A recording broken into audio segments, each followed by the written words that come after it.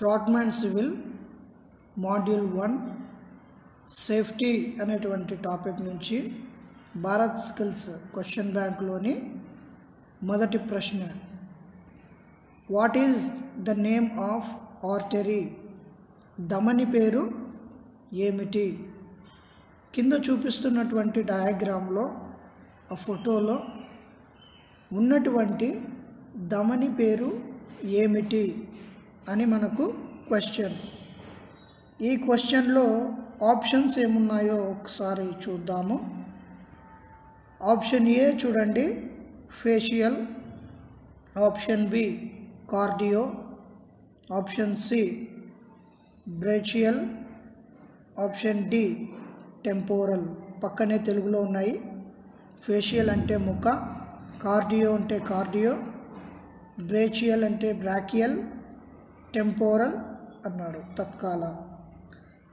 So అక్కడ observe చేసినట్లయితే ఉన్నటువంటి ధమని పేరు ఏమిటి అని అంటే మనకు కార్డియో అనేటువంటి ధమని. కరెక్ట్ ఆన్సర్ ఏమిటి? ఆప్షన్ బి, కార్డియో ధమని. నెక్స్ట్ క్వశ్చన్ చూద్దాం. What does the symbol refer? గుర్తు దేనిని సూచిస్తుంది? క్వశ్చన్. ఇచ్చినటువంటి గుర్తులో మనకు కర్వీ లైన్స్ కనిపిస్తూ ఉన్నాయి. ఆ కర్వీ లైన్స్ దేనిని సూచిస్తాయి జనరల్గా లేదా సాధారణంగా అంటే దేనిని సూచిస్తాయంటే మనకు సౌండ్ని లేదా నాయిస్, సౌండ్ శబ్దాన్ని తెలియజేసేటువంటి ఆ సింబల్స్ మనకు కనిపిస్తున్నాయి. కాబట్టి ఆప్షన్స్లో ఏమున్నాయో ఒక్కసారి చూద్దాం. ఆప్షన్ ఏలో ఫిజికల్ హజార్డ్, శారీరక ప్రమాదానికి సంబంధించిన సింబలు అని చెప్పేసి మనకు question. Option B biological hazard, జీవ ప్రమాదానికి సంబంధించిన గుర్తు. Next option C ergonomic hazard, సమర్థతా ప్రమాదము నాకు సంబంధించిన గుర్తు అంటున్నాడు. Next option D noise and vibration, శబ్దం మరియు కంపనానికి సంబంధించిన గుర్తు అని అంటున్నాడు. ఆ యొక్క గుర్తు ఏదైతే ఉందో ఆ గుర్తు సౌండ్ లేదా నాయిస్ అండ్ వైబ్రేషన్కు సంబంధించిన సింబల్. ఆప్షన్ డిలో మనకు కనిపిస్తుంది చూడండి, నాయిస్ అండ్ వైబ్రేషన్, శబ్దం మరియు కంపనం. Option D. నెక్స్ట్ క్వశ్చన్ చూద్దాం. What is the term of the outermost layer of earth? భూమి యొక్క బయటి పొర యొక్క పదం ఏమిటి? భూమి మీద ఉన్న బయటి పొర యొక్క పేరు లేదా పదం ఏమిటి అని క్వశ్చన్. ఆప్షన్ ఏ చూడండి, లిథోస్పియర్ అంటే శిలావరణము, అట్మాస్ఫియర్ అంటే వాతావరణము. ఆప్షన్ సి హైడ్రోస్పియర్ జలావరణము. ఆప్షన్ డి థర్మోస్పియర్, థర్మోపాజ్ అన్నాడు. భూమి యొక్క బయటి పొర అంతా కూడా మనము రాతితో నింపబడింది అని చెప్పి నమ్ముతాము. ఆ రాతిని ఇంకొక మాటలో ఏమంటారు అని అంటే శిలా అని అంటారు. ఆప్షన్ ఏలో చూసినట్లయితే మనకు శిలావరణము అని చెప్పి కనిపిస్తుంది. శిలావరణము భూమి యొక్క బయటి పొరని మనము శిలావరణము అంటాము. శిలావరణానికి ఇంగ్లీష్లో మారు పేరు ఏమిటి అని అంటే లిథోస్పియర్. ఆప్షన్ ఏ చూసినట్లయితే లిథోస్పియర్ని మనము భూమి యొక్క బయటి పొర కిందకి చూస్తాము. Option A correct answer. Next, which is the most accepted method of avoiding accident? ప్రమాదాన్ని నివారించడానికి అత్యంత ఆమోదయోగ్యమైన పద్ధతి ఏది? ప్రమాదాన్ని నివారించడానికి అత్యంత ఆమోదయోగ్యమైన పద్ధతి ఏది అని చెప్పి క్వశ్చన్. అంటే కింద ఇచ్చినటువంటి పద్ధతులలో ప్రమాదాన్ని నివారించడానికి అత్యంత ఆమోదయోగ్యమైన పద్ధతి ఏది అంటున్నాడు.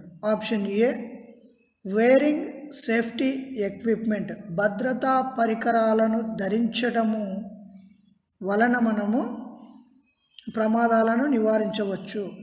కొంతవరకు కరెక్టే. Option B doing things in one's own way, ఒకరి సొంత మార్గములో పనులు చేయడము. Next option C performing with highly skilled working practice, అత్యంత నైపుణ్యం కలిగిన పని సాధనతో ప్రదర్శన చేయటము. అంటే హైలీ స్కిల్డ్ పర్సనల్ ఎవరైతే ఉంటారో వాళ్ళు పనిని చేయటం ద్వారా ప్రమాదాలను అరికట్టవచ్చు అని మనకు ఆప్షన్ అన్నమాట. ఆప్షన్ డిలో చూసినట్లయితే observing safety precautions related to job, machine and work place, ఉద్యోగం, యంత్రం మరియు పని ప్రదేశానికి సంబంధించిన భద్రతా జాగ్రత్తలు పాటించడం వలన ప్రమాదాలను అరికట్టవచ్చు. మీరు ఆప్షన్ ఏ, బి, సి చూసినట్లయితే ఆప్షన్ ఏలో భద్రతా పరికరాలు ధరించడం, ఆప్షన్ బిలో ఒకరి సొంత మార్గంలో పనులు చేయటం, ఆప్షన్ సిలో అత్యంత నైపుణ్యం కలిగిన పని సాధనతో ప్రదర్శన, ఈ మూడు కూడా ప్రమాదాలను అరికట్టడానికి కావలసినటువంటి పద్ధతులే. కానీ ఆ పద్ధతులన్నీ కూడా మనకు తెలియాలి అని అంటే ఆప్షన్ డిలో చూసినట్లయితే ఉద్యోగం, యంత్రం మరియు పని ప్రదేశానికి సంబంధించిన భద్రతా జాగ్రత్తలు పాటించడం కిందకి వస్తాయి. ఆ మూడు కూడా సేఫ్టీ ప్రికాషన్స్, భద్రతా జాగ్రత్తల కిందకి మనకు వస్తాయి. కాబట్టి the most accepted method of avoiding accident అని అంటే ఏమి అని అంటే ఫస్ట్ మనము సేఫ్టీ ప్రికాషన్స్కి సంబంధించి అవగాహన అనేది ఉంటే ప్రమాదాలను అరికట్టడం అనేది కష్టతరమేమీ కాదు, ఈజీ అవుతుంది. ఆప్షన్ డి మనకు correct answer. Next what is class D fire? Class D fire అంటే ఏమిటి? కింద ఇచ్చిన ఆప్షన్స్లో క్లాస్ డి ఫైర్ అంటే ఏమిటి? Option A oil and fats, నూనె మరియు కొవ్వులు. ఆప్షన్ బి ఫ్లేమబుల్ లిక్విడ్స్ అంటే మండే ద్రవాలు. ఆప్షన్ సి కంబస్టిబుల్ మెటల్స్, మండే లోహాలు. Option D energised electrical equipment, శక్తినిచ్చే విద్యుత్ పరికరాలు. శక్తినిచ్చే విద్యుత్ పరికరాల వలన మంటలు వస్తే ఆ మంటలను మనము క్లాస్ డి ఫైర్ అంటామా? లేదంటే మండే లోహాల వలన వచ్చేటువంటి మంటలను మనము క్లాస్ డి ఫైర్ అంటామా? లేదా మండే ద్రవాల వలన వచ్చేటువంటి మంటలను మనము క్లాస్ డి ఫైర్ అంటామా? లేదా నూనె మరియు కొవ్వుల వలన వచ్చేటువంటి ఫైర్ని మనము క్లాస్ డి ఫైర్ అంటామా అని క్వశ్చన్. క్లాస్ డి ఫైర్ అని దేనిని అంటాము అని అంటే ఎలక్ట్రికల్ ఎక్విప్మెంట్ కాలిపోవడం వలన లేదా మండుకోవడం వలన వచ్చేటువంటి మంటలను మనం ఏమంటాము అని అంటే క్లాస్ డి ఫైర్ అంటాం. శక్తినిచ్చే విద్యుత్ పరికరాలు మండినప్పుడు వచ్చేటువంటి మంటను మనము క్లాస్ డి ఫైర్ అంటాము. ఆప్షన్ డి కరెక్ట్ ఆన్సర్ అవుతుంది. Next what is A B C of first aid? ప్రథమ చికిత్స యొక్క ఏబిసి అంటే ఏమిటి? క్వశ్చన్. ఆప్షన్ ఏలో చూడండి ఎయిడ్, బ్రేక్, కంట్రోల్, సహాయము, విచ్ఛిన్నము, నియంత్రణ. ఆప్షన్ బిలో చూడండి అవాయిడ్, బ్లీడింగ్, కంట్రోల్, మానుకోండి, రక్తస్రావము, నియంత్రణ. Next option C airway, breathing, circulation, వాయు మార్గము, శ్వాస ప్రసరణ. ఆప్షన్ డి చూడండి యాక్సిడెంట్, బ్లీడింగ్, సర్క్యులేషన్, అంటున్నాడు. సో ఇక్కడ మనకు ప్రమాదము, రక్తస్రావము, ప్రసరణ అని చెప్పి తెలుగులో ఉంది.